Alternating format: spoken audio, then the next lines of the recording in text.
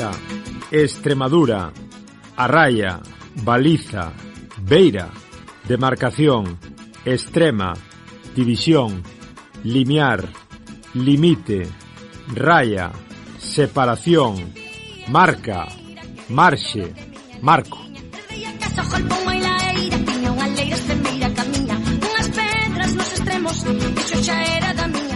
Aquí comeza o marco, só para aqueles que atravesan as fronteiras políticas en busca de vivencias e novas aventuras reais.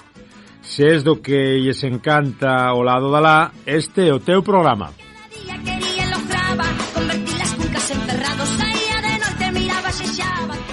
Ola, eu son Germán Esteve, do Germano á Portuguesa, e estades nun novo especial do Marco, este espazo dentro do Galiportus, que se dedica a espreitar, a cheirar un pouquiño nas fronteiras e sempre ca vista no lado da lá.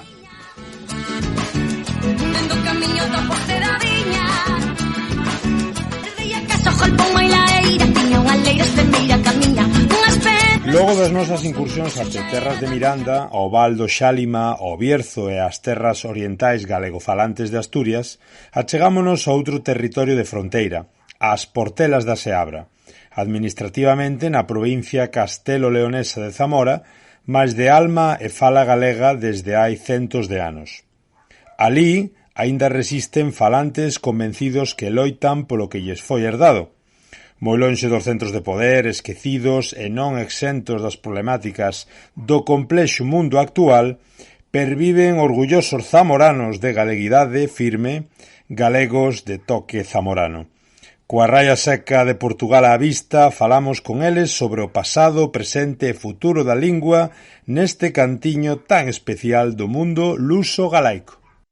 E continuamos aquí neste especial do Galiportus, nas terras das Portelas, aquí ben pertiño da raia entre Ourense, Zamora e Portugal. Estamos xa nada máis e nada menos que no edificio do Concello, aquí en Lubián, con Felipe Lubián, alcalde de Lubián, mestre de Matemáticas e Ciencias xubilado, membro da Real Academia Galega, e exdiputado provincial e autonómico. Moi boas, Felipe, graciñas por nos recibir. Moi boas. Tamén temos connosco a Estrella Alonso Brito, que nos acompaña nesta conversa, a quen lle agradecemos a súa presenza. Estrella é mestra do Centro de Adultos de Sanabria, daqui de Pobra de Sanabria, natural das Sedradas, moi pertiño da raia con Vilabella, co lado ourensán, moi ligada tamén a Galicia, como experiencia de estudios en Ourense, e, como dicimos, con moita experiencia en educación, vai nos axudar un pouco a desgranar a situación actual do galego. Moi boas, Estrella. Boas tardes, gracias pola invitación.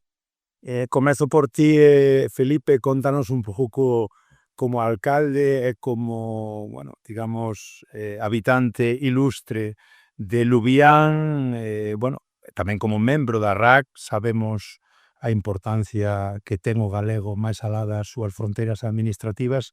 Cal ten sido o traballo que se ten feito tamén aquí nas Portelas por manter vivo o galego? Bueno, o traballo é escaso, porque cando hai tan pouca poboación, pois tampouco se pode apretar demasiado. De que poboación falamos? Desculpa. Estamos falando dunha poboación que agora son 300 habitantes no concello, inda que nas Portelas hai outros 3 concellos máis, pero entre os outros 3 concellos, pois igual non chegan a 400 habitantes. máis 300 nós, 700 habitantes. Quer dicir, para que se faga un pouco a idea aos nosos ouvintes, nada que ver que a realidade un pouco do galego de Asturias ou do Bierzo. Aquí temos unha poboación máis metida na montaña, moito máis reducida, non? Sí, non hai máis que un habitante escaso por kilómetro cuadrado. No concello de Lubián somos 3 habitantes por kilómetro cuadrado, pero entre os outros concellos hai unha densidade de poboación aproximada como no Sáhara. Inda que, claro, ali hai area, de aquí hai moita vegetación, hai víboras, hai lobos, hai outro tipo de poboacións dentro das serras onde estamos metidos. Eu teño que decir que antiguamente Cando eu era neno, en Lubián, todos os rapaces que había neste concello, neste pobo había escolas en todos os pobos e en Lubián pois había a escola de nenos e a escola de nenas. En total pois había mellor 25 ou 30 rapaces ou rapazas en cada unha das escolas. A non ser os fillos dos guardas civís, algún caso extraño por aí, bueno, quizáis alguén que se dedicaba probablemente nos tempos máis remotos a transportar mercadurías entre Castela e Galicia, aqueles que se chamaban arrieros en castellano, pasaban por aquí, que era un pobo pois de obligada pernoctación, porque por a dificultade que había por os camiños para pasar dun lado a outro, e viron unha posibilidade neste pobo, supoño que sobre todo cando se construíu o ferrocarril nos anos 30 do século pasado, que había posibilidades de montar negocio. E aquí os negocios montáronos, tanto a carnicería que había, como as tiendas onde se vendían alimentos e outras cousas, pois por xente que veu de fora. Bueno, como eses se consideraban ademais algo ricos comparados cos que éramos labregos, pois aquí falaban castelán as familias que máis poder tiñan, e os labregos falábamos galego. Os labregos, os que falábamos galego comíamos pan de centeo do forno comunitario e os ricos pan de trigo das dúas panaderías que había. É dicir, Felipe, pouca diferencia co lado do Padornero. Probablemente ninguna. E a min as rapazas que falaban castelán parecían máis bonitas que as que falaban galego, cando era neno, porque viñan mellor peinadas, máis lavadas e cheiraban a jabón de la Toja. Mentras que os que andábamos cas vacas cheirábamos un pouco máis a bosta, pero todos andábamos de emporto, tanto uns como outros. E na escola falábamos galego, fora da escola, dentro había que falar castelán. Aquilo pois era o máis natural. E que pensaba a xente maior? Porque eu teño discutido con xente ao largo de toda xa a miña larga vida, que teño 73 anos. Había un complexo de inferioridade lingüística, porque pensaban que o que falábamos nós non era galego. Era o galego oriental. O galego, todas as linguas se falan de maneira diferente en poboacións, ben sexan castelás, ou ben sexan catalanas, ou ben sexan... Pero aquí, dice, no, nós imos a galego, imos a Galicia e non queremos falar o que falamos aquí porque se ríen de nós. O mellor se rían na Vilavella. Na Vilavella había un camionero de aquí que iba por ali, e en lugar de decir doulle, dicía doule, e chamabanlle de mote o doule. Que ten que ver? Que máis ten que diga doule que diga doulle? Se a fin de contas o galego mal falado é o que non se fala. E eu sempre loitei contra ese complexo de inferioridade lingüística que non se atrevían a falar galego en Galicia. Porque eu ao largo da miña vida teño falado e contéstame en castelán e eu continuo en galego e dice, pero vostede non é de Zamora. Si, son de Zamora. E que? Pasa algo por iso? Non pasa nada. E aparte a importancia que ten tamén o feito, non? De ser o alcalde que marca un pouco esta liña. Continúo contigo, Estrella. Fixo un pequeno repaso, Felipe, sobre, bueno, pues como foi a historia do galego aquí das Portelas, basicamente moi parecida a cuestión tamén en toda a Galicia administrativa. Tú, desde a túa parte educativa, desde o teu traballo no centro de adultos, desde a túa vida nas Edradas, contanos como é o achegamento á lingua da túa parte, como ves a realidade dos últimos anos, algún avance que se fixera, algunha realidade, algunha problemática. Contanos, dibúxanos un pouco cal é o teu esquema. Bueno, no centro de adultos onde traballo, a verdad que xente máis ben da Baixa Sanabria e de Carballeda, e polo tanto o galego non o teñen como idioma oficial, nin materno, nin nada. Entón, bueno, pues non existe para eles o galego. Sí que é certo que cando daba clase en San Martín de Castañeda, en Vigo de Sanabria, incluso riba del lago, aí sí que tiñan palabras moi semellantes ás nosas. E entón sí que en clase intentaba decirlle que por favor me falaran no seu idioma porque si entendía perfectamente. Pero bueno, ahora os grupos que me quedan non. Son todos castelán falantes, para nada coñecen o galego. Sí que casi seguro que se eu falo galego sí que me entenden, pero bueno, pues, por respeto non o fago, claro que non. Eso sí, cando daba clase aquí en Lubián, cando tiña aula aquí en Lubián, cos meus alumnos adultos sí que falábamos en galego. E eu, por exemplo, que presido a Xunta de Montes en Mancomún das Edradas, nas reunións, aínda que a acta a recolle unha persona que é castelá, entón vai en castelán, pero a reunión é totalmente en galego. Falamos en galego continuamente nas reunións. E eu, nas Edradas, pois sei que falo todo o tempo en galego. E aínda que veña xente, somos 13 personas todo o ano, as 13 falamos en galego, pero cando ven xente de fora eu sigo falando en galego, e me entenden perfectamente. Cando me digan que non entende, pois terei que traducir, pero mentras non me digan nada, eu vou a falar o meu idioma. E eu creo que é unha maneira de que non se perda, porque se as novas xeracións non falamos, vaise perder, pero en breve. De feito, non comentou Lubián eso, pero aquí en Lubián notase moitísimo que as novas xeracións xa non falan en galego, é unha pena. Entras no bar e as novas xeracións non escoitas falar en galego, só quedamos os maiores falando galego, e entón, pois, como non fagamos un esforzo, vaise perder, e é unha pena, porque, como dice Felipe, todos os galegos son importantísimos, e o noso aquí oriental, pois, non o podemos perder. En que momento a nivel particular tamén da túa vida comeza ese achegamento, esa ligazón coa lingua? Dicir, comentábamos antes un pouco na intro, non? Estudiaches en Ourense, entendemos que aquí todo o mundo nos últimos 30 anos, grazas á autovía, á autoestrada, pois tamén hai moitísima conexión que antes igual era un pouco máis complicada, hoxe todo o mundo pode achegarse a Ourense. Como é un pouco a túa esa historia de amor e odio ca lingua? Pois no meu caso é moi fácil, porque os meus pais son galegofalantes, entón a miña lingua materna é o galego. Eu cando nací escoitei galego na miña casa todo o tempo. De feito, a miña nai é natural das Edradas, que non decimos las Edradas, decimos das Edradas, e o meu pai é da Canda. Por tanto, último pobo de Castela León, primeiro de Galicia, e falan exactamente igual. O sea, é idéntico, non hai unha palabra distinta. Cando, por exemplo, entre as Edradas e Lubián, xa hai unha palabra distinta. Por exemplo, non decimos castiñeiro, e aquí dicen castañeiro. O sea, que xa hai diferencia entre as Edradas e Lubián, sendo do mesmo concello, e non hai ninguna diferencia entre as Edradas e a Canda, que cambiamos de comunidade autónoma. E eu creo que eso é unha realidade que no seu día, cando fixeron as autonomías, non tiveron en conta.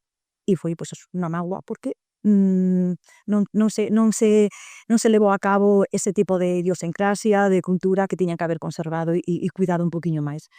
Polo tanto, eu galego sempre escoitei desde que nacín, este galego que falo habitualmente, claro que si falar o normativo, porque eu estudiei e porque traballei de mestra tamén en Galicia 8 anos de interina, pero eu quero corrar este galego e seguirei falando este galego, aínda que o escriba correctamente, vou seguir falando este galego.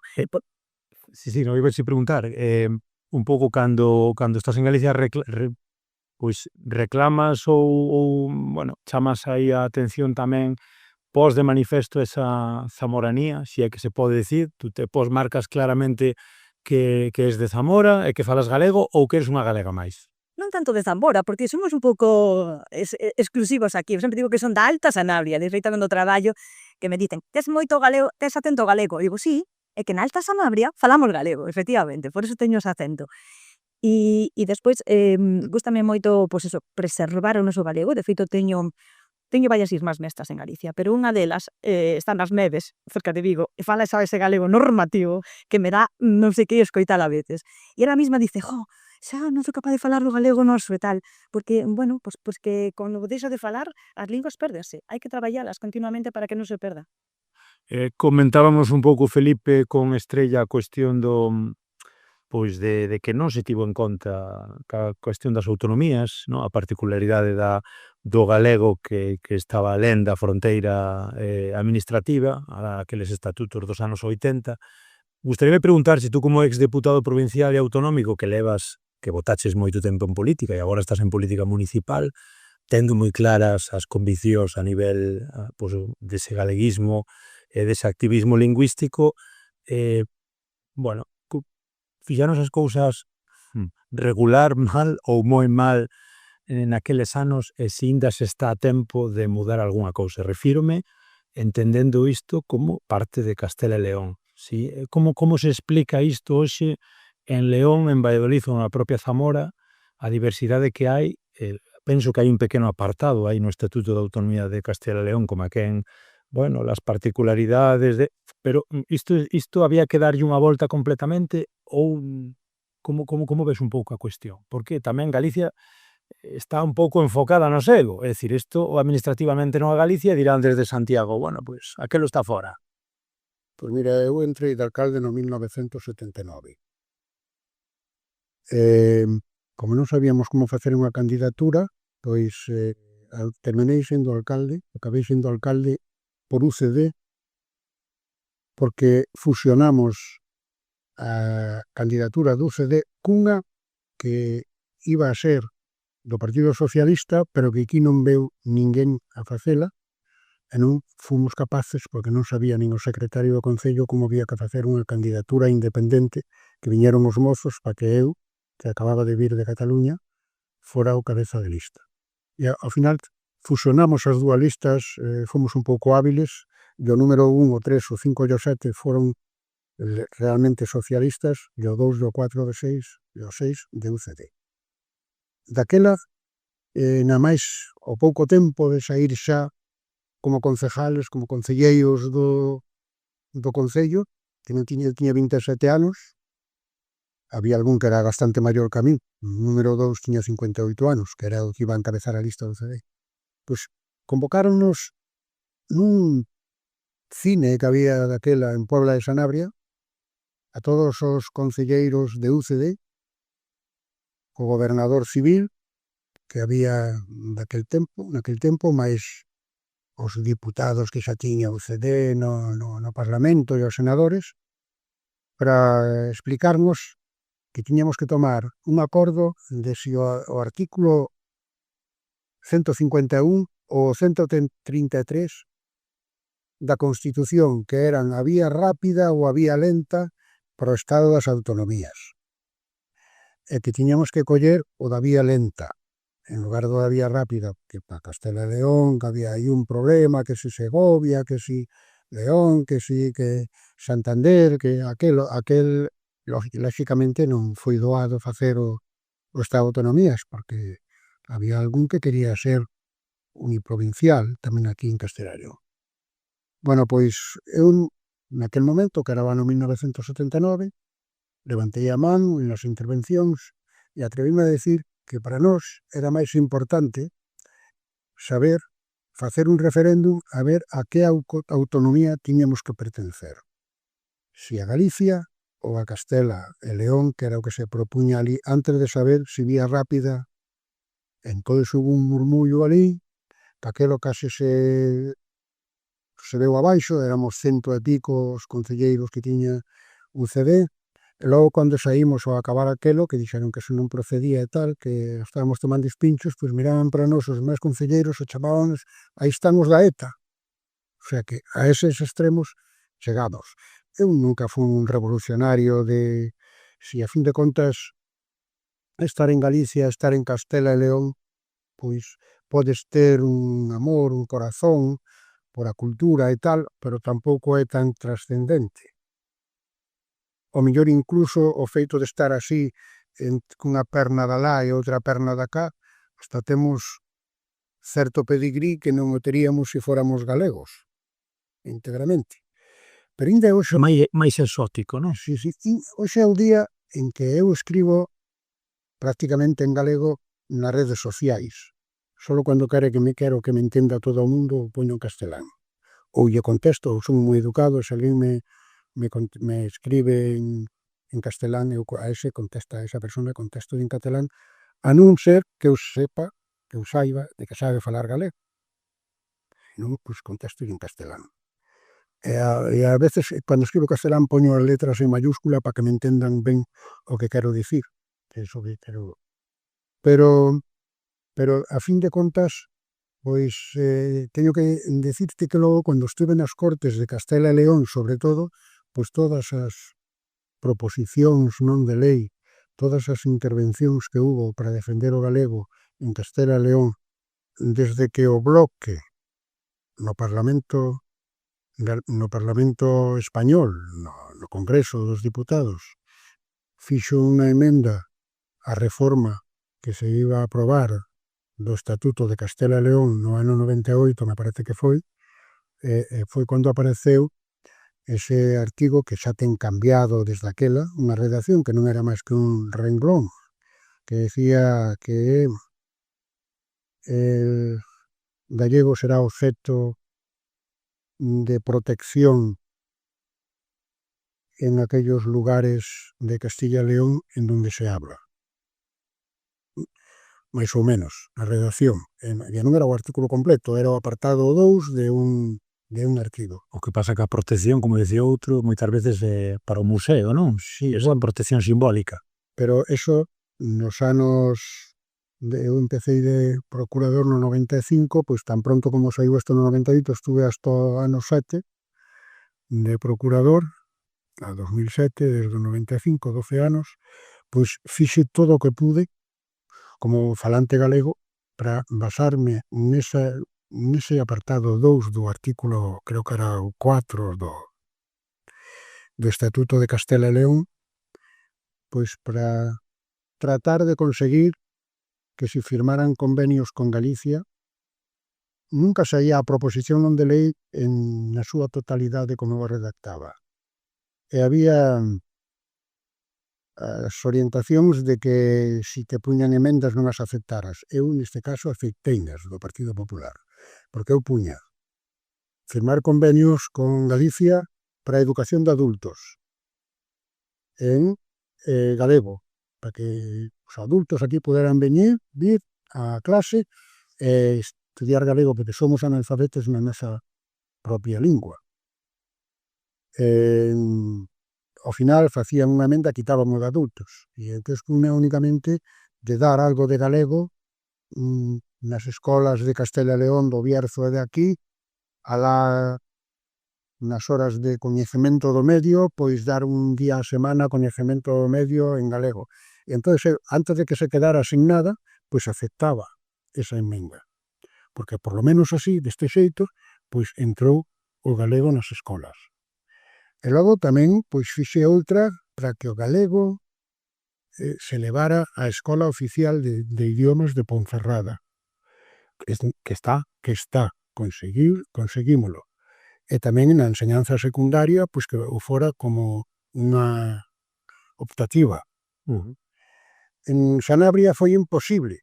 Non houve maneira. Non houve maneira, pero por unha razón lóxica, porque somos tan poucos os que vivimos aquí e falamos galego que ibas ao instituto, eu que estaba de mestre ali, pois ti non ibas a por unha optativa, ao mellor, porque iban ali, pois ao mellor, cando máis foron, igual iban 12 ou 13 rapaces de aquí ao instituto en transporte escolar, pero eran de cursos diferentes.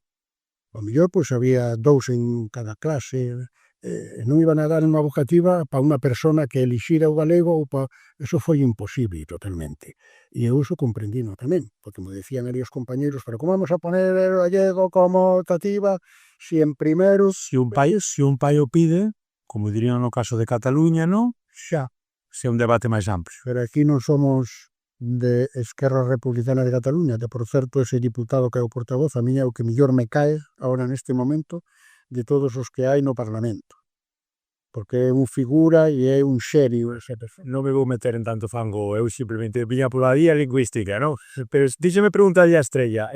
Estrella, falamos un pouquiño da situación, bueno, comentabas antes tamén da educación de adultos, un feito de en Sanabria, pois, bueno, a situación é a que é, non son galegofalantes. Coméntanos como era aquela experiencia que tiveches en Lubián, e gustaríame tamén un pouquiño entre os dous, non? Que me falarades desa toponimia que estamos vendo continuamente. Antes comentabas as edradas, todo o que hai alrededor, e as características do galego que tendes aquí. Coméntame un pouquiño yo, pa. Vale, antes de contestar esa pregunta, quería facer un fincapé no que acaba de decir Felipe, e eu penso, se non estou equivocada, que no catálogo de centro do IES, da Dere de Lucerna, eu penso que está como optativa o galego.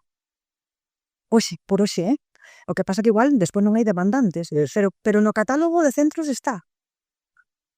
E creo que non estou equivocada, creo que é así. Sí, estás equivocada, é así. Eu estaba dicindo de que non hai usuarios, non hai demandados. que non o terían. Eso, pero está no catálogo de centros, que é moi importante eso, porque eso non quita de que un día haxa un grupo e se imparta o galego no instituto.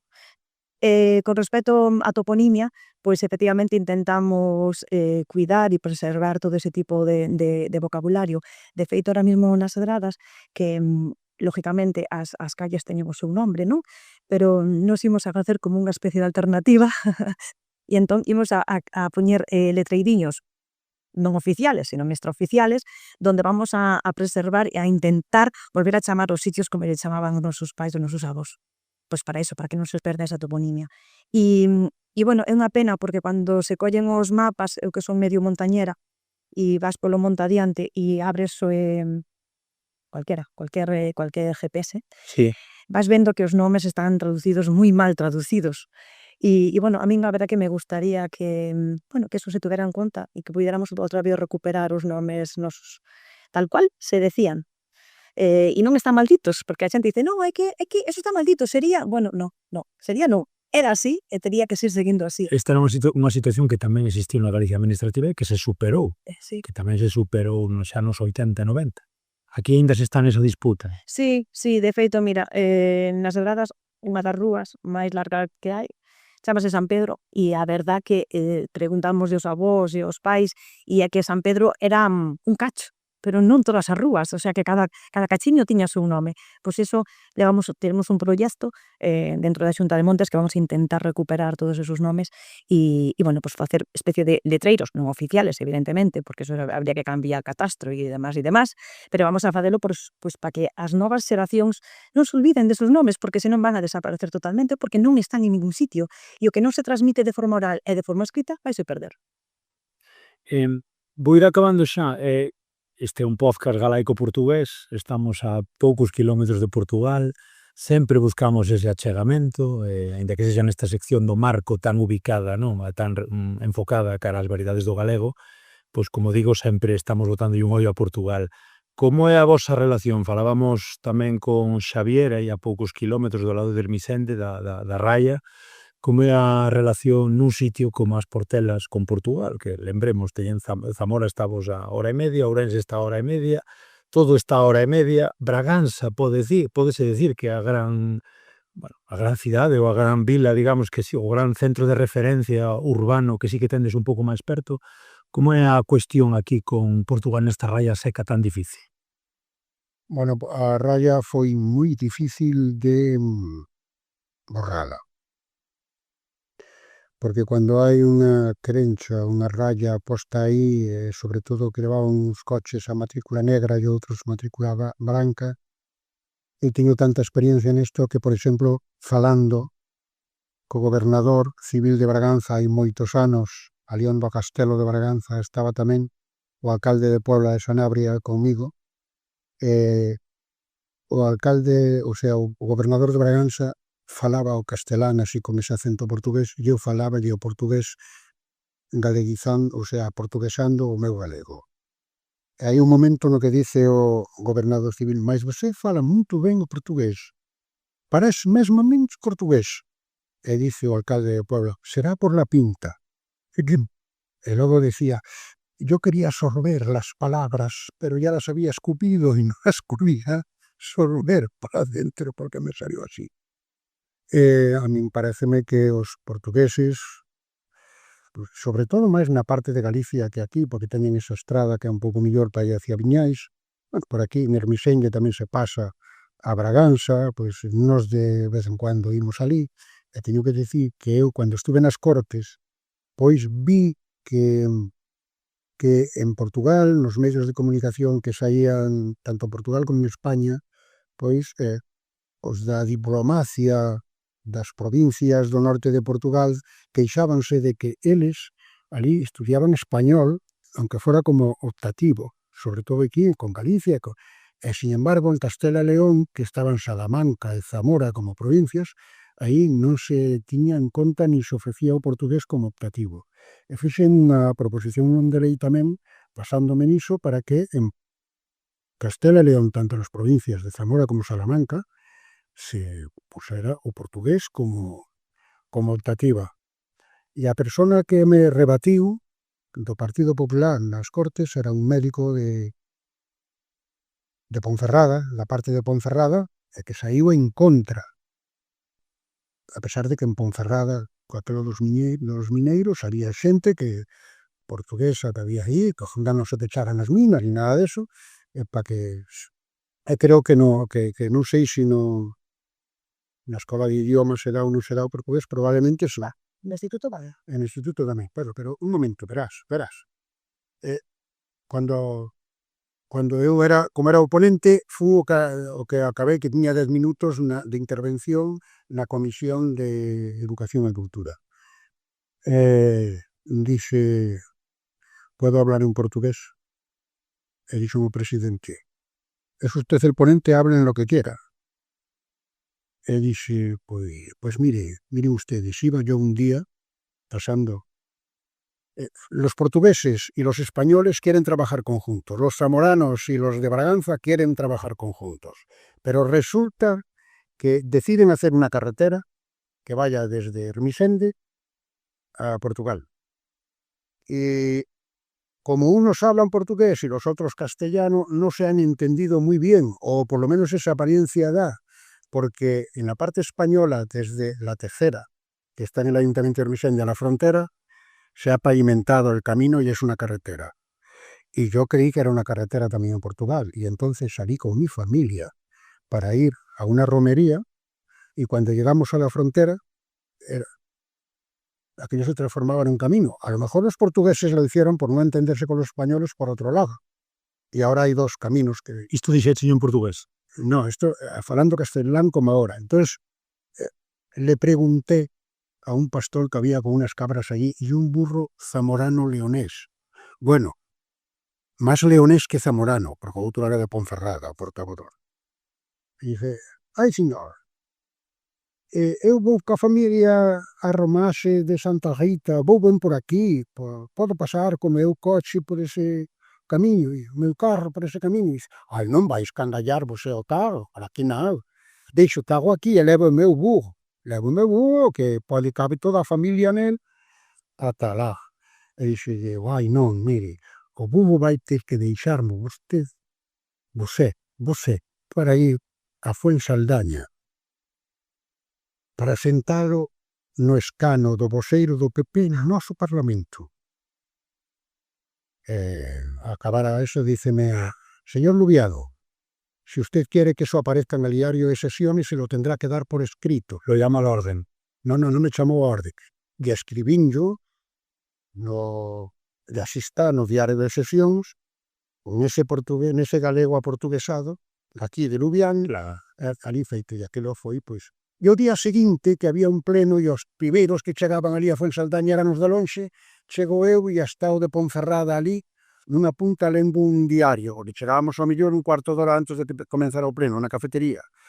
Chego eu, pomo un café na outra punta, puxome o café, que valía, por certo, 60 céntimos solo daquela, que nos parlamentos varía pouco, e foi no 2006 ou 2007, e quizás tamén varía un euro, ali ao mellor varía menos, entende? Digo, cóbrame el café dice, no se lo cobres. Dice que no se lo cobre. Sí que le devuelvo el dinero. No, ponme a otro día. Y dice, pero ¿tú qué haces? Y dice, que es que ayer me llamaste burro y no me enteré. No, yo no te llamé burro, yo he hecho una parábola, en fin, una metáfora contigo, pero no. Logo, pues, fixos amigo meu, a pesar daquelo. Que che parece, bueno, aparte das historietas de Felipe Estrella, que che parece a cuestión de Portugal? Unha realidade moi próxima e a vez que continúa sendo moi lonxana, porque, bueno, pues sempre todo o mundo entende esa ecuación entre Tui e Valença, entre Verín e Chaves, nos aquí, bueno, nunha terra tamén onde sempre se falou desa conexión entre, bueno, pues a parte de Sanabria con Braganza, mesmo tamén houve ese cuestionamento, agora que está tan de moda falarmos do AVE, das comunicacións de tren, pois tamén enlazar con Portugal. Iso axudaría, non axudaría, as comunicacións aquí son complicadas, a realidade de Braganza pois non son eses 40 kilómetros reais, está moito máis lonxe, como ves? Pois mira, seguindo a polémica do AVE, pois é unha das reivindicacións que está facendo dentro das plataformas que se están organizando e as queixas que se están levando a cabo. Un motivo para xustificar estas paradas precisamente é a proximidade de Portugal, porque tanto na estación de ferrocarril do AVE de Agudiña como de Otero de Sanabria veñen moitísimos portugueses a diario, tanto nunha como a outra. Na de Agudiña, pois a xente que é toda a zona de Viñais e incluso Chaves, toda esa zona de aí, veñen á estación de Agudiña, e pola zona de Braganza, Río Noro e toda esa zona, pois van a de Outero. Polo tanto, sí que hai un gran número de pasaxeiros portugueses. E, de feito, bueno, pois está proyectada a arreglar a carretera que vai de Pola de Sanabria a Braganza, e, bueno, pois sería unha maneira tamén de comunicar as dúas zonas que, por orografía, están bastante illadas unha ca outra. E eu sempre digo o mesmo, cando me pregunta de onde eres, porque esa pregunta é a pregunta do millón. Pero de onde eres? Consideraste galega? Consideraste de onde? Digo, son raiana. É que non hai como ser raiana. Que me interesa ser portuguesa? Son portuguesa. Me interesa ser galega? Galega. Que se me interesa ser zamorano? Zamorana. Hai que aproveitar todo. Por iso temos a posibilidade de estar aí no medio. Os tres reinos, non? Os tres reinos. Para acabar, decídeme eso, pois 2, 3 pinceladas, bueno, un pouco tirándonos aí de optimismos ou de pesimismos, cada un por onde queira ir. Como vedes a cuestión sociocultural, socioeconómica, lingüística, por onde queirades enfocar? Como vedes a cuestión do galego, dos galegofalantes aquí nas Portelas nos próximos 10, 15, 20 anos? Eu entendo que o primeiro é asentar poboación, pois non vai haber falantes nunca se non hai poboación, non, Felipe? Eso mal.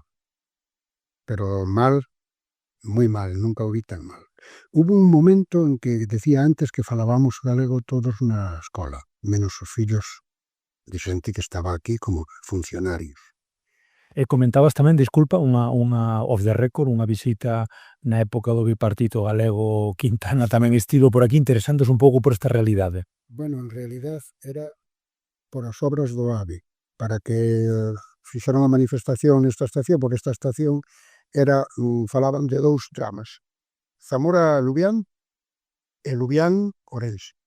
E, por certo, a primeira vez que falei co alcalde de Vigo, estaba el cunha gaita ao lombo na plaza esa que decía antes do Sol, ou como se chame, en Vigo, que íbamos a tocar ali con mítico espectáculo, e nos puseron de diante do escenario a uns gaiteiros e a outros nos balcóns para acompañar algunha canción das que tocaban, e eu iba vestido de gaiteiro ali e vi que estaba el, e dixele, a ver. Por certo, eu estaba tamén na Federación Nacional de Municipios e Provincias nunha comisión, ele era o presidente daquela. Que non eres o alcalde de España que máis maioría absoluta teñes. Non o eres ti. Aquí terás unha vila moi grande, unha cidade moi grande, pero en términos relativos eu teño o 80% a ti non chegas aos 70, que esos 70 e tantos. E dice, pero tú non ves que cara che puxes. E el puxo unha cara, el fala que fai que fala inglés, e tamén falouche inglés, dixo, de onde é vos? No, díxome, where are you from? Un galego, pero con acento castelano. Díxome, pero tú de onde eres? Eu son o alcalde de Lubián. Ah, Lubián, o tren de alta velocidade, que ainda estaba en construción daquela. Tren de alta velocidade, Lubián. E agora non quere que pare, ou quere que facer porque eu xa lle dixe que fagan un túnel de Vigo soterrado ata Madrid. E que non pare en ningún sitio porque non hai máis poboación aí. Pero que pare, que siga parando nos nosos sitios. O tren, volvendo un pouco á realidade, o tren é futuro, tamén asentamento de poboación, ou é simplemente ver os trens pasar? Ten que ser asentamento de poboación, porque é unha ferramenta de traballo para os funcionarios que veñen a traballar a Puebla de Sanabria desde Zamora, porque viñan un tren e podían marchar ao acabar a xornada laboral outra vez para Laia, como se estuveran vivindo aí, porque se tarda media hora no tren de alta velocidade. E eso quitárono. E estudiantes que podían ir a Zamora desde súa casa e volver. E eso pasa a Agudiña tamén, hacia Ourense. E eso quitaron. E noso que non podemos é sufrir todas as consecuencias que sufrimos aquí, os regueiros e os ríos contaminados, cando fixeron a estrada para Galicia, de accesos a Galicia nos anos 70, que o río va contaminado, recupérase, sobre todo as edradas que iba por aí de pesca. Logo ven o da autovía, volve outra vez a sufrir todo ese impacto un río pequeno, mas logo botan o sal que botan por a neve, por o carouxo, por o xelo. Todo ese sal chega ao río, porque queda ali, e logo cando chove vai ao río. Cualquier día aparecen pulpos, folgos no río Tuega. Pois eso todo o sufre toda a fauna que hai aí. E temos que soportar durante 10 anos que durou a obra do tren de alta velocidade, que durou 10 anos e aínda non acabou porque teñen que arranxar un túnel e facer aí outro viaducto, e pois vai a sufrir o río Pedro, que é un afluente. Todo iso temos que sufrilo nós. E agora, se nos quitan as millores comunicacións, e encima sai agora e dicen que aumentan os viaxeiros unha cantidad nas estacións, hasta no de Puebla de Sanabria, hasta no de Sanabria, e ata na Lagoiña dice que, pero vamos a ver, se temos menos trenes, como vai a aumentar? Que é que nos están engañando absolutamente en todo. Eu son enemigo agora, son socialista, son enemigo de Óscar Puente, e son enemigo do elemento que tuvo el aí o transporte público da provincia de Valladolid sendo alcalde, e que agora é o presidente de Renfe, que é de Más Madrid. Más Madrid, pero menos España, pero menos Galicia, pero menos todo. E menos Galicia e máis galego. Como preservar ese galego, Estrella, xa para acabarmos un pouquiño e acabalo un pouco tamén do que comenta Felipe do tren, é dicir, cal é a perspectiva? Facir un pouquiño máis, mira, Fala. do que me preguntaches, o galego non pode ir a máis, non o vai en Galicia, co goberno que hai, e aquí non pode ir a máis porque cando eu soñaba que aquela escola que éramos todos e que se permitira falar galego, que había un mestre que era o director da escola cando eu estaba xa no instituto que o prohibía falar, hasta no recreo, e tuve que no comedor como alcalde por aí, que podedes falar galego, no que o prohibía el, veu a nosa terra, non nos deixou entrar en clase para falar con el, puña así que ir para fora, sacáramos nunha foto na escrita, no periódico escrito, que era un semanario, me parece, non? Bueno, pois, daquela aínda había fillos de xente que falaba galego. Agora son prácticamente todos os 12 nenos que hai aquí. Hai un que é fillo de galegos, pero que falanlle castelán o neno, o da Cruz, o Jalni. E os demais son fillos de hispanoamericanos. Dos 12 que hai, bueno, hai algún de Madrid tamén, que non sei onde era, pero que está aquí tamén, o cual a nos interesa que a escola siga aberta porque haxa xente que ven a vivir aquí e é capaz de vivir aquí, pero que non lle vamos a obligar a falar galego porque non botámonos de aquí, que les falan co idioma que traen, que é o castellano. Non digo español, castellano. Como ves a situación, Estrella? Pois é o segundo ano que son directora do Centro de Adultos de Pola Sanabria, como ben dixeches, pero agora son directora. E entón, pois, teño como obxectivo primordial dar a paliza en Zamora para que me poñan no catálogo de centros lingua galega, porque estou habilitada para poder impartilo, e sería unha maneira de volver outra vez a acoller grupos aquí na Alta Sanabria e poder seguir incentivando o galego, o uso do galego. E, sobre todo, xa non tanto incentivalo, sino querelo para que yo transmitan os seus fillos e os seus netos.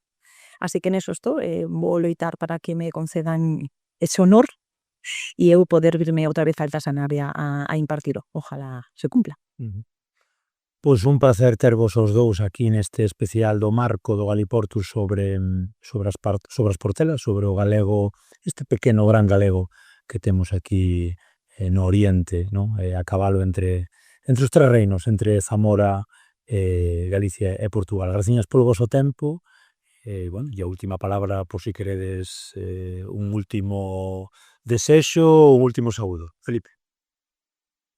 Nada, eu, cando reflexiono, volvo a insistir nesto de que afortunadamente foron moitos os esforzos que eu fixen ata declaramos o galego no ano 99 lingua cooficial no ámbito municipal. Xa o fixeran en Veiga de Valcarce, pero ali a Junta de Castilla e León, ao leer a acta na delegación territorial da Junta de Castilla e León, Quitou Veiga, deixou Vega. si, quitoulle e non aquilo de declarar cooficial o idioma, era Marisa a alcaldesa, quitarono. E en Lubián eu non fixen unha moción moi extensa, foi unha cousa moi pequena. Tendo en conta o apartado 2 do artigo 4 do Estatuto de Autonomía que dice que ten que ser de protección galego, declaramos aquí o galego como lengua cooficial no ámbito municipal. E así quedou. E non se conoce que en Zamora non foron capaz quen de leer, non hubo unha moción que chamara demasiado a atención, que non o votou.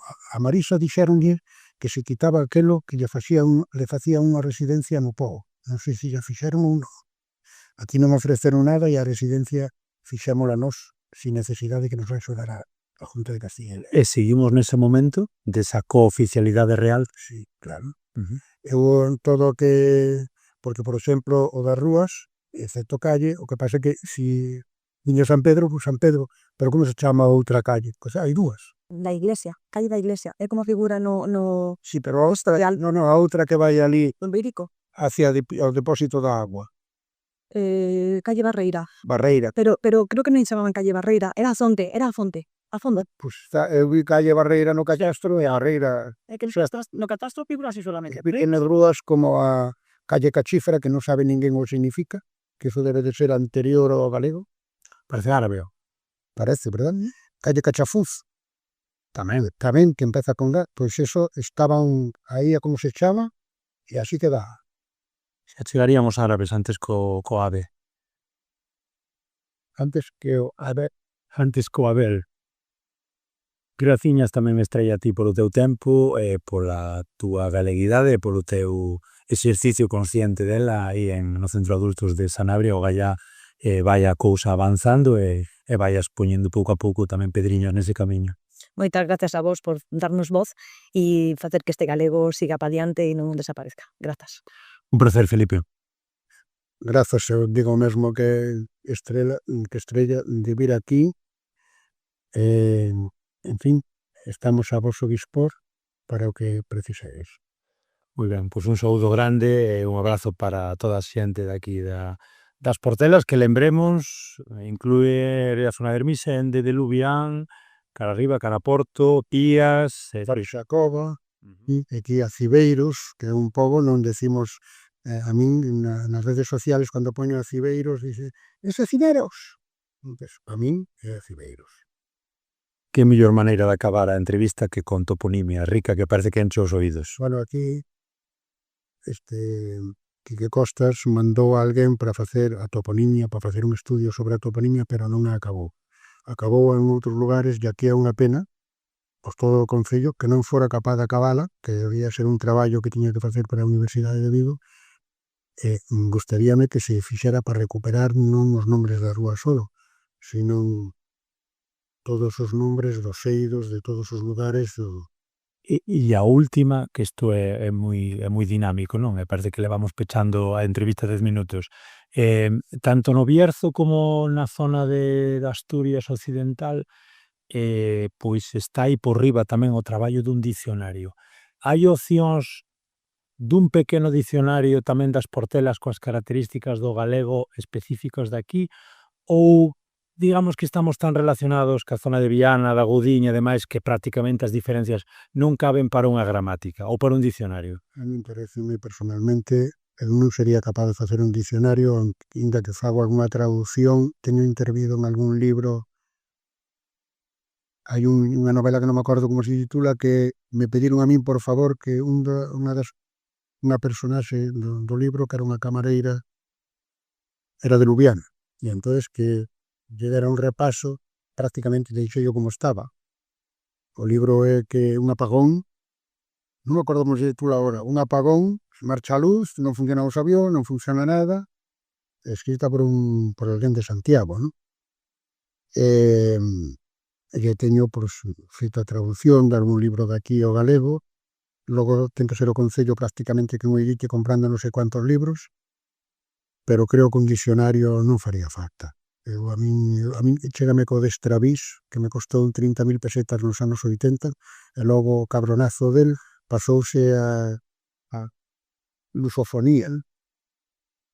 Como se chaman os que escriben, que a mí me dá igual, eu 211. Sí, lusófonos. Lusófonos. Cando ele escribía, xa lle dixe un día, home, que me costara, este pon aí tacaragalo, que é unha palabra de Luvián, ya recolle vostede, e foi precisamente en Vilar de Santos. E logo resulta que digo, cacaragalo, e pon, flor que nace no mes de maio no alto da Serra de Luvián. Pois moi ben, non é no mes de maio, é no mes de marzo, cando nace en Barsacova. Si, ali no Alto dos Poulos nace máis tarde, pero vostede non mirou a ver que flor era, porque é como se chama iso en castellano? Narciso. Narciso, é un narciso. O home colleu a palabra porque lle gustou, metía a cabeza así para baixo, logo veu por aquí a recoller palabras a San Ciprián, e se me descuido ligas a unha vella que había ali nunha escaleira. Estuvo falando con ela. En San Ciprián tamén está un pouco o debate de se os avós, os vellos, non, dicían San Cibrao. Sí. Que parece que un pouco tamén a deturpación da toponimia, tamén esa circunstancia, non, de intentar recuperar, ás veces acomodámonos, pasa tamén do lado galego, deixaste ir e acabas por, bueno, por normalizar unha toponimia que antes estaba, bueno, pues un poquinho máis pues galeguizada, non? O que comentabas das edradas. En cuanto a recoller os dicionarios, non, que partíamos desa pregunta. Igual sí que, como dice Felipe, non temos suficiente para facer un propio dicionario da Alta Sanabria, non? Pero sí que é verdad que, por exemplo, unha asociación Crío Sanabria está facendo moito por a labor de recoller palabras sanabresas, co sanabrés máis ben, non? Pero que sí que están facendo un traballo pues, importante para recoller as costumbres e a lingua en Sanabria. Co sanabrés, entendendo o sanabrés como parte do castelán de Zamora ou como parte do leonés? Do leonés. Do leonés. Do guionés. Guionés. Bueno, penso que eu sí que sería capaz de facer un anexo a cualquier dicionario galego con palabras que aquí se dicen de xeito diferente, pero non un dicionario así que fora das parchelas. Pero hai palabras como fustaxo, que dicimos aquí, pero onde vas con esa fustaxo? E isto, a mí decía a miña nai, é cando vas vestido de mal xeito a un lugar. Eso é. Logo, pois, hai moitas palabras que sabemos como se dicen en galego, pero que aquí teñen outra maneira de decirse. É que me parece piaxe. Ti sabes o que é unha piaxe? Unha piaxe é, dícese en galego, unha pegada. Unha piaxe é do pé. O meu avó decía piaxe, víanse as piaxes do lobo. Non decía vías a pegada do lobo. A mí pegada parece unha palabra castelá. Dixeches antes do xeo tamén, dixeches outra palabra. Carouxo. Carouxo. Esa aparece no dicionario tamén, pero aquí o xero carouxo. E gustanos moito, apreciamos esas diferencias nese mutuo, que decibes, Sabes, se dices en Viana. e dices en Viana tamén, e Non somos cheístas nin lleístas, pero os portugueses tampouco. Ajá. É dicir, e tendes ese ficeran, que é como unha especie de aí de transición cara ao portugués. En lugar de En vez de fixeran, ou ese ficaran. Ficera. sí. E a J. Utilizase moito o sonido J, que non existe no galego, e aquí sí. Ajá. Aquí non se dice ogallá, aquí todo o mundo oxalá, quizáis, non? Pero despois a J aínda se utiliza bastante por aquí. Como geada propia ou como J préstamo do castellano? Como J do castelán. Sí, e tamén pois é o galego vulgar, igual que o castelán vulgar na conxugación dos pasados, que, bueno, con isto, eu cando estuve un ano en Pontevedra, como xa dixe antes, nun colexo de educador. Primeiro ano que traballei e viña un autobús hasta Ourense e en Ourense collía o tren para cá. E resulta que estaban ali, subías e viñan falando e dice, cando yo llegué a la estación tú aún no vinieras. En lugar de decir no habías venido, decían vinieras. Pois aquí tamén se dice, ainda non viñeras. Non sei, pues claro, non hai tempos compostos. Non sei, decía outro día, tú ainda non tiñas vido, pero eso parece máis unha redundancia aí, pero, en fin, tamén a conjugación, verbo que tiña a ser xa cantemos, xa cantamos, pero eso a noso non xa presente. E en realidad tamén se dice cantamos no pasado, non? As veces cantamos. Pero tamén decimos eso tamén no castelán, tamén hai o castelán vulgar. Claro, claro. O castelán tamén ten, non se fala igual en Zamora Mira, os que falamos aquí galego nunca seremos nin leístas nin laístas, como eso. No, Teístas? sí, pero eso do laísmo, Sí, somos madrileños, ¿no? sí, a de Valladolid, La dije. sí, la dije, en lugar de le dije. La dije, Le dije. Que palabras, e agora sí que pechamos, que palabras cando vas ás clases, que palabras dis, ei, cuidado Estrella, que se me escapou galego. Pasache algunha vez? Sí, moitísimo de pechar. Pecha a luz. Pecha la luz. Pecha la puerta. Sí, sí, sí, teño que ter cuidado, sí. Cada vez xa controlo máis, pero ahora xa non me pasa tanto. Pero ao principio como que, sí, sí, algunha por aí se escapaba. E que, que? Son galego, me decían. Pois sí, a verdad que sí, sin querer. eu, perdona, dixo nun día Quique Costas que ali ao lado de Asturias non deixaron entrar en Asturias a escola Fermín Penzol para falar sobre o galego exterior, e eu era o que cerraba un encontro eran case todos catedráticos en Viveiro, pode ser, non, Viveiro non, máis alá, cerca de hai un poblo, o último, Ribadeo, e Vegadeo, unha é Vegadeo e outra Ribadeo, en Ribadeo. E aí tiñan para fazer pobo e ponte, todos os tiñan, eu iba pois cunha barquilla en donde levaba apuntado e tal, eu non quero nin PowerPoint ni nada. E entonces pois eu dixe que a min me ocurrira xente que decía que eu era o esperpéntico señor Lubián porque decía que falaba galego, e o que falaba galego, o que eu falaba non era galego, que era, primeiro decían que era leonés, logo que era guionés, logo que era asturguionés.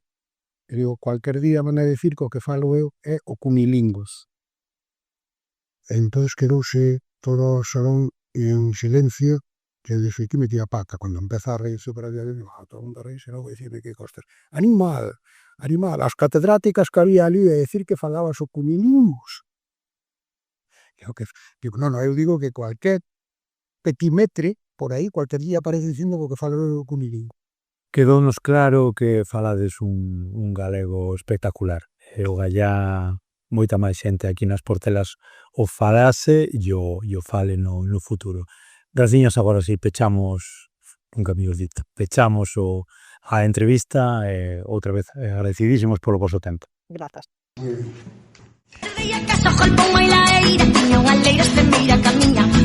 Ben, estamos aquí neste especial do Galiportus sobre o galego das Portelas. Estamos en San Ciprián ou San Cibrao de Ermisende con Xavier López, natural de Eiquí, como lle gusta decir el tamén, con ese Eiquí tan de Ourense, xornalista reformado, xubilado, escritor de ficción en galego, tamén documentalista, un grande pois apaixonado da súa terra, aquí a súa terra extremeira a cabalo entre os tres reinos, aquí entre Galiza, Castela, Zamora, digamos, máis ben o Reino de León, e Portugal. Moi boas, Xavier.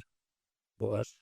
Un placer terte aquí. Contanos un pouquiño, antes de máis, quen é Xavier López, agora este Xavier que nos recibe en San Ciprián, como foi un pouco a súa vida? Bueno, a vida Deu moitas voltas. deu moitas voltas. Foi un rapaz que se criou aquí hasta os 13 anos, traballando na terra, axudando aos pais coas vacas, bueno, traballando a terra e al vaqueiro, non?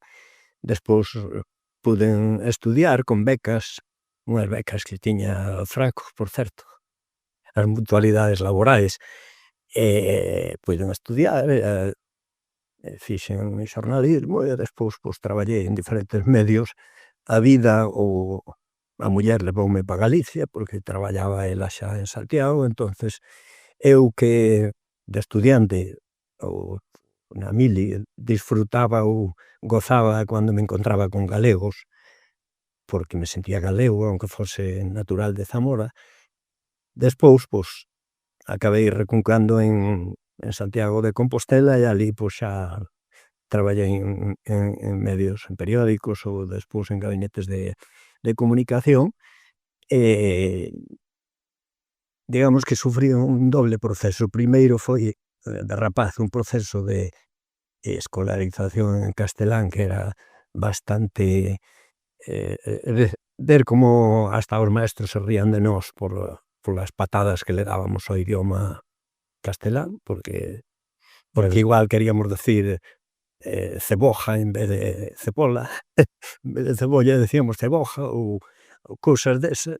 É dicir, eso que supoño que a algúns levou a odiar o que eran por sentirse, bueno, ridiculizados. E que pasou en moitos casos, había xente da miña xeración que se iba fora a traballar ou a estudiar e cando volvía parece que xa quería falar en castellano, aquí tamén. Eu eso sí que nunca o entendí, eu no meu dentro está o galego, exprésome mellor, sinto, os sentimentos non se transmiten igual nunha lingua aprendida. Eu que penso que o galego é moito máis rico para expresar, sobre todo, esos sentimentos.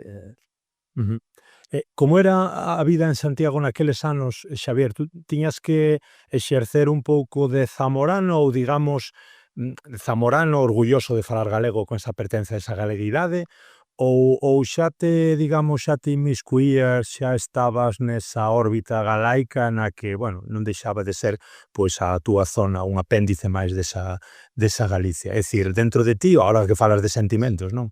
Pois como era un pouco tamén esa dualidade naqueles anos en Santiago. Claro, eu xa non me acordo moito, pasaron xa moitos anos, pero eu o que podo decir é que o mismo que cando iba para Castela e encontraba galegos me sentía en casa, como que en familia, ou en Galicia pois foi un pouco o mismo, e se botaba algo de menos é que non se falara máis galego, porque vías a diferencia, había zonas, barrios, se vas a Santiago ainda é un pueblo, ainda parece que se falaba bastante o galego, pero ibas a Coruña e parece que só oías castellano. Digamos que me chocaba ese contraste, que pensaba que iba a sentirme máis en casa do que me sentí. Pero eso non quita que eu ali, pois, xa empecé a ter libertade, empecé a escribir en galego, porque aquí de rapaces alfabetizábanos en castelán.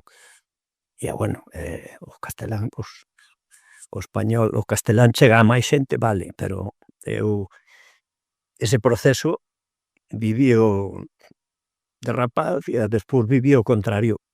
Xa de maiorcito, xa casi de 30 anos, foi cando empecé a escribir en galego. Notabas algún tipo de presión nos medios nos que estabas por esta tendencia que tiñas a querer utilizar o galego? Non porque coincidiume ben no nacimento do Diario de Galicia, despois o Diario 16 de Galicia, que tiñan tendencia a fomentar, a promover o uso do galego, polo menos na opinión, sempre, e incluso en información, pois non estaba mal visto que o ficeras se sentías que debías facelo, non?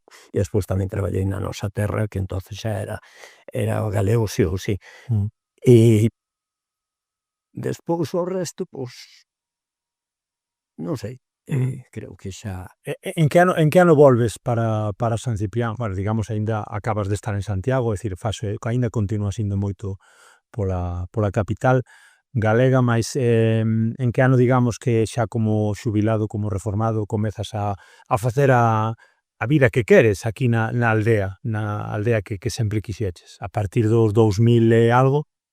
Sí, bueno, xubilei 6 ou 7 anos, a partir dese momento xa empecé a vivir máis tempo aquí que alá, é dicir, igual vamos o inverno, porque aquí as casas non están tan preparadas, pero o resto do ano estamos por aquí a cuidar da horta e dos frutais.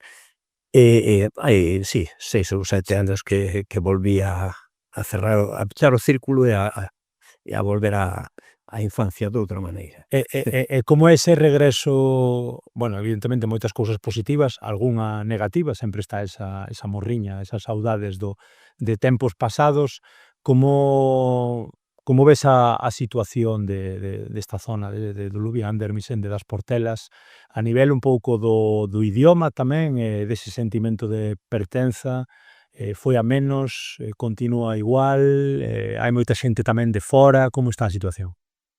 A situación aquí pois, é bastante triste porque é unha aldea pois, que durante que vivan aquí todo o ano pode haber 10 ou 12 persoas, non hai máis.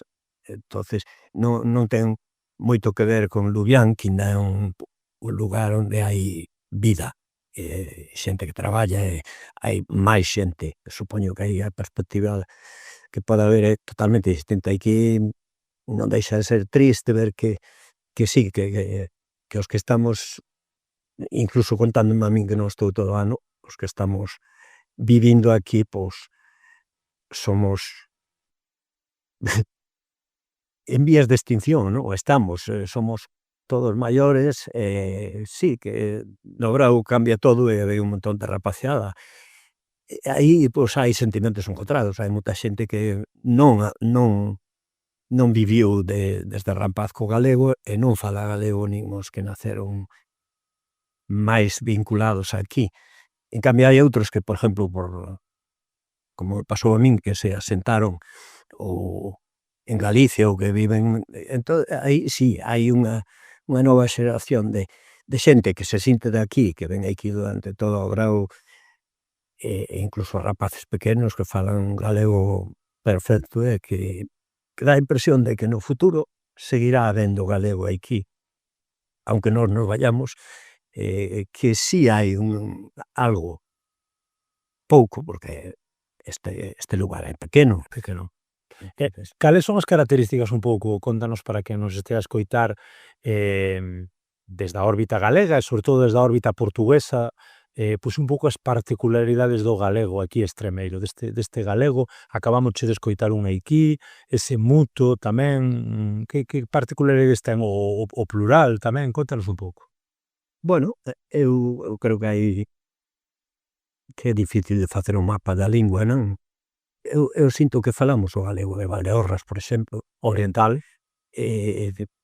Pero temos moitas palabras en común co portugués.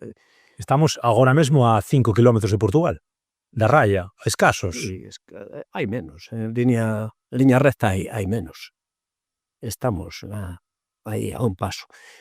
Entonces, sí, hai esas peculiaridades que dices. Eu moitas veces, para escribir, ten unha palabra que digo, esta é, penso que é galego, non me aparece en galego, aparece mo mellor no dicionario castelán, porque é un castelán en desuso, digamos que temos palabras arcaicas, depois temos outras que me gusta pensar que son propias de aquí, e ainda pensando outro día, pensaba en unha palabra que usábamos moito, un golomendrón, que é como un movimento vinculado a un ruído. O golomendrón era o ruído que facían os carros cando íamos polos camiños dando golpes nos calzos, especialmente eso, pero máis así en xeral, non? E palabras desas hai moitas. De feito, fixemos incluso un vocabulario que se chama Vocabulario de Brumoso, que está publicado nunha web do Consello da Cultura, do Instituto da Lingua Galega. Vocabulario de Brumoso. Fixemos aí con un par de amigos un intento de recuperar esas diferencias ou esas definicións de palabras que considerábamos nosas e que nos gustaba que permanecesen, non? Digamos que deixemos por aí algo para, se alguén o acha, pois, se non é un tesouro, pois é unha modesta Caramba. Colaboración, pois, para Caramba, se o é. desde fora da lingua, porque nós non éramos lingüistas ningún, pero sí que nos daba pena Activistas. pensar que esas palabras se poden perder. Claro. Xavier, fixemos algún especial desde a perspectiva do galego tamén oriental, o galego de Asturias, o galego do Bierzo. Hoxe estamos aquí nas Portelas, tratamos tamén a cuestión do mirandés aí entre a raya de Miranda e de Zamora. Como é a realidade un pouco digamos, sociopolítica aquí ou xeoestratéxica, voume vir aquí un pouco arriba cos termos, porque así como no Bierzo, pois Ponferrada manda a nivel un pouco do que é a relación tamén das aldeas e das aldeas que falan galego tamén ca vila, o mesmo pasa arriba en Asturias bueno, pois con Castropol, con Tapia, a cuestión de Miranda en Portugal. Aquí non vemos un nexo claro, quer decir, como é cara onde fluen aquí as sinerxias? Zamora está moi lonxe, Ourense está moi lonxe, con Portugal tampouco a cousa non é fácil, porque posiblemente aquí nesta esquina da Raya Seca tampouco hai a porosidade e a comunicación entre os dous lados como hai noutras partes. Estamos nunha fronteira aínda máis especial que as outras. Como ves a cousa? Pois non sabría eu sintetizar. Eu creo que aquí sempre houve moita relación con Portugal. Antes eran os obreiros que viñan a segada, que convertían o lugar noutra cousa durante os veráns. Pero hoxe hai moita xente de por aquí que vai a comer a Portugal, que se sinte a gusto, síntese en casa, que comese ben. A Viñais, non? É a saída máis natural. A Viñais, Braganza está a un paso. Mais ou menos a mesma, eu creo que se chega incluso antes a Braganza. Entonces, aí a comprar tamén, a comprar cousas que, así como eles igual ven a cargar os coches porque é máis caro alá que hai aquí, outras cousas, pois, igual ainda se vai digamos que a fronteira sigue sendo porosa e seguimos tendo amistades daquel lado e despois, a nivel da lingua é distinto. Aquí, en defensa da lingua do galego, o único que feito activismo sobre o terreo foi Felipe Lubián como profesor ou como político. Xa falarei con ele, feito un traballo de activista de procurar que non desapareceran das escuelas de aquí. Aquí para baixo, pois, o autonoxo, creo que aquí para baixo, digo, o remisende, creo que prosperou máis o autonoxo, de considerar que nin era galego, nin era... Había un certo desprecio hacia a lingua como tal.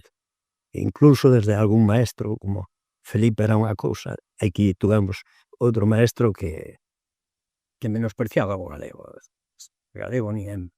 Digamos que houve máis orgullo pola lingua ou máis que na defendera do lado de Lubián, non? Sí, eu creo que aí houve máis, aparte de haber máis xente, houve máis activismo e máis militancia nese sentido. Eu non sei se daban da etapa obreira, cando os carrilanos tamén peleaban por outros dereitos, pero entendo que ali sinto certa envidia dese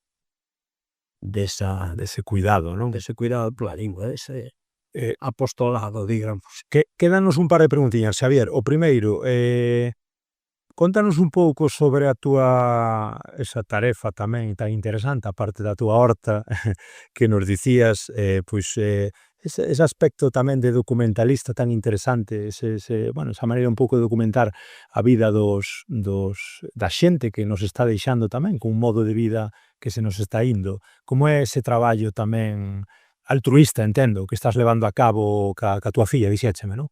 Sí, altruísta total, son documentais de presuposto, orzamento cero, por defender tamén a independencia, non buscamos patrocinio ni nada porque entendemos que nos pode condicionar. Nos hai que empecemos querendo facer un pouco a historia do noso lugar. Tiñamos tíos maiores que nos daba pena que as historias que nos contaban se pudesen perder. De feito, un deles xa morreu.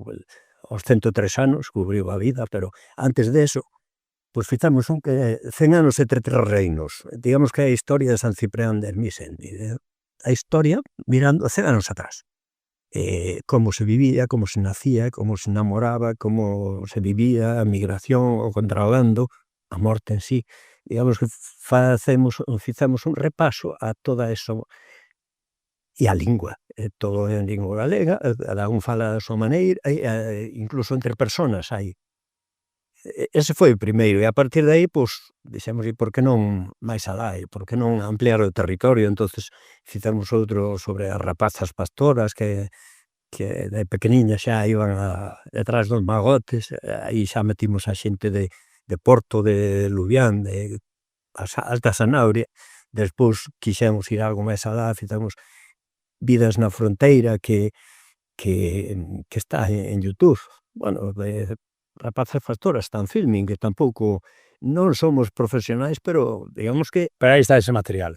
o material está disponible de alguna ou outra maneira.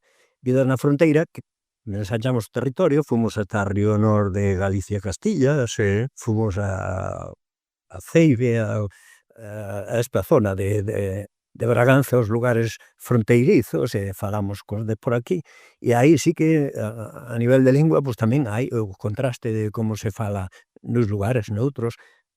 Tamén para contar un pouco, como 100 anos entre terrenos, non a vida do lugar, sino a vida dunha comarca.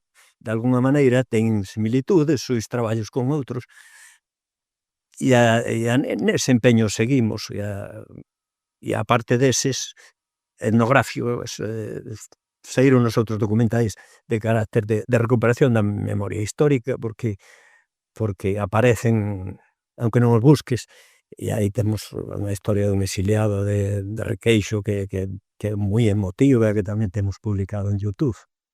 E temos de aquí de San Cibrao unha curta que ainda está sin estrear, pero que acabamos de facer sobre o paso do Xeneral Caminero, que tamén deixou unta memoria en Lubián.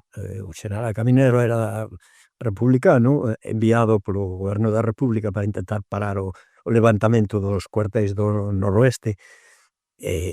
Cando empezou a Guerra Civil, anduvo por Galicia, chegou a Ourense ou pola zona de Lugo, despois, cando viu que era imposible, que xa estaban levantados, volveu para atrás para ir a Madrid. Como non podía xa volver hacia Valladolid, pois meteuse de Lubián aquí, pasou por este lugar e marchou a Portugal para volver despois a Madrid, que morreu defendendo a causa da República.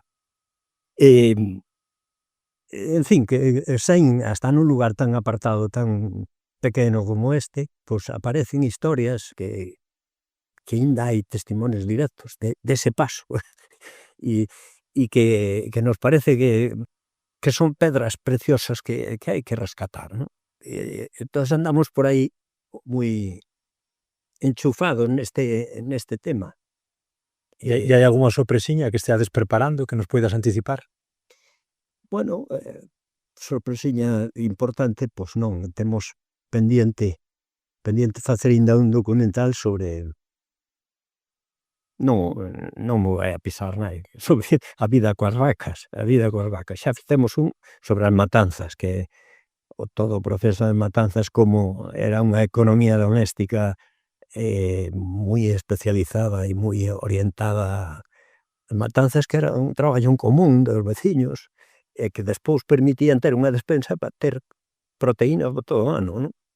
Pois o que nos queda por facer ainda a vida coas vacas, que eu ainda viví ese contacto. As vacas eran parte da familia nestas aldeas, eran a mão de obra, eran o motor, a mão de obra éramos nós, pero o motor eran as vacas, eran para todo, para acarretar o que fose, para arar, para dar o leite, para vender un vitelo e a ter algo de diñeiro para outra cousa, non? Entón, quédanos eso, porque eu tamén teño unha memoria sentimental moi vinculada ás vacas como animais que tiñan un nivel de conocimento maior que outros animais, non? Pois historia tamén fantástica a túa, Xavier. Como che gustaría que fose a vida en San Ciprián, en San Cibrao aquí de Ermixende, e como che gustaría que fose tamén a situación do galego dentro de 20, de 50 anos, non sei, a medio longo prazo, como ves a cousa? Tú és sempre dos optimistas ou dos pesimistas? Son bastante pesimista, pero confío en que si siga habendo galego aquí. Si hai galegos, habrá, máis que nada polas polas novas, polos rapaces que ven ahora mismo de Galicia e que os pais están moi comprometidos co galego e eles falan un galego perfecto, de seu. Entonces, eu creo que sí, hai outro par de xeneracións que poden manter viva a lingua nestas aldeas. E as aldeas como tais, pois, algo de vida seguirá habendo. Detrás de nós virán outros xubilados que tamén virán acá. Claro, é unha vida residual, pois hasta certo punto, pero bueno, é residual ou é o retiro, é como o ceo, o ceo que nos cota. Residual, Xavier, debe ser, discúlpame, a vida, non sei, en Yokohama ou en Ciudad de México ou en Sao Paulo, que me perdoo algún se me está escoitando desde ali con 25 ou 30 millóns de habitantes, iso ten que ser bastante máis residual que a vida en Ermixende. Sí, bueno, eu refiro-me a que residual ou terminal, Sí, quería decir. No sentido do fin da vida, do retiro. Claro, que son unha parte que se supón que xa temos menos que ofrecer, pero se podemos pasalo ben, pois se acaso non hai ceo, pois vivir o ceo aquí. Eu creo que eso hai xente que vai a facelo despois de nós.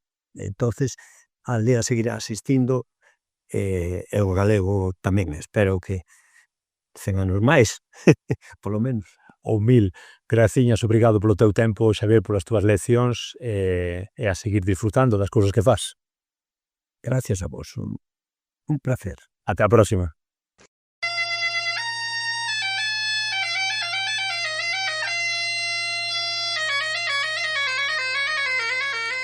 Ben, e despois de escoitarmos estas fantásticas entrevistas realizadas sobre o terreo aí en Lubián e en San Cibrao de Ermixende, hoxe marchamos deste especial do marco deste Galiportus sobre o galego das Portelas, como non, cunha peza única, coa Jota de Lubián. Chao, chao, obrigado.